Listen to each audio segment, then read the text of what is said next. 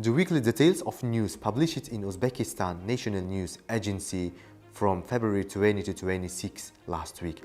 On February 20, the President of the Republic of Uzbekistan, Shavkat Mirziyoyev, paid an official visit to the Arab Republic of Egypt at the invitation of the President Abdel Fattah el-Sisi. The President Shavkat Mirziyoyev became familiar with the legacy of the great scientist Ahmad Fergani, the Nilometer, the National Museum of Egyptian Civilization.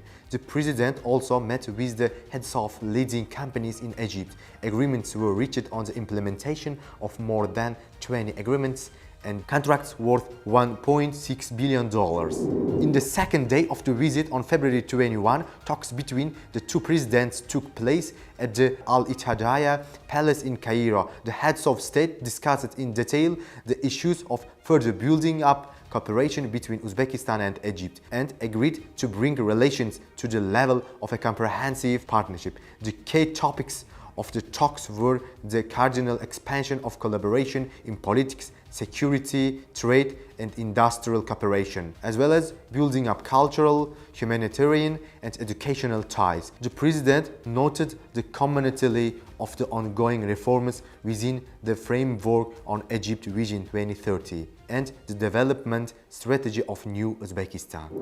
The Minister of Foreign Affairs of Uzbekistan, Bakhtiyar Saidov, met with the Minister of the Foreign Affairs of Turkey, Mevlut Çavuşoğlu, in Gaziantep, which suffered from a devastating earthquake. The minister expressed deep condolences to the Turkish people on behalf of the President of Uzbekistan and the Uzbek people.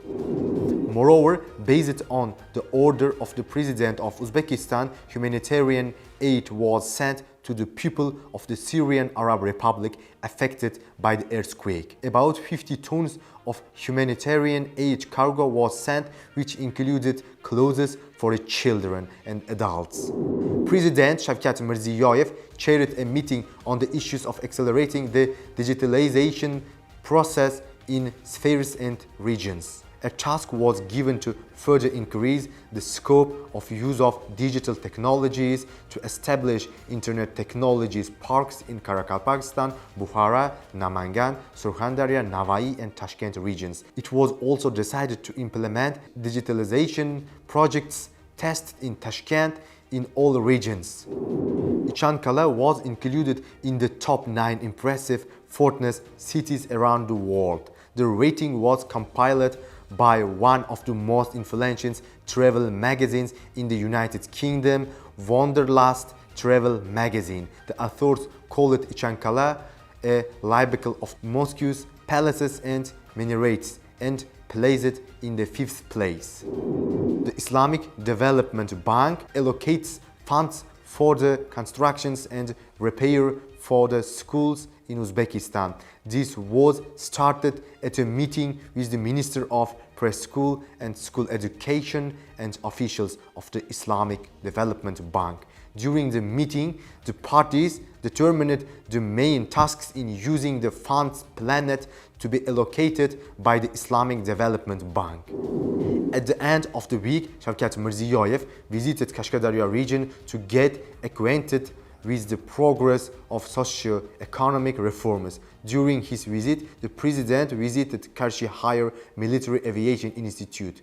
Then the head of state visited the shopping complex in Karshi and talked with customers in food and household appliance stores. He also visited the Yangi Batosh neighborhood of Karshi district, got acquainted with the newly built school and the household center, the life of the residents of the neighborhood, and inspected the conditions being created.